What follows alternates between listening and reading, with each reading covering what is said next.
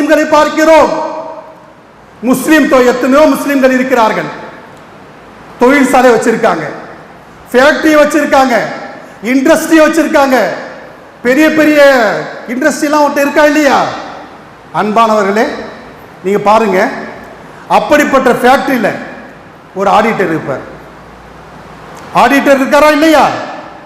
அதே போல ஒரு வக்கீல் இருப்பார், ஒரு லாயர் இருப்பார், சட்ட நிபுணர் இருப்பார். ஆனால் எந்த முஸ்லிம் ஃபேக்டரியாவது மசாயில் சொல்வதற்காக, சட்டம் சொல்வதற்காக ஏதாவது ஒரு ஆலிம் நியமிக்கிறாங்களா?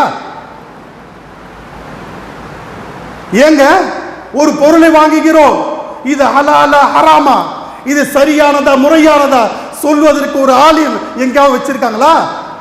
சகோதரர்களே, இது போன்ற ஒரு ஆலிமை வைத்து நீ வியாபாரம் செய்தால், உம்முடைய பணியை செய்தால், நிச்சயமாக மறுமை நாளிலே நான் உனக்கு பலன் என்ன தெரியுமா?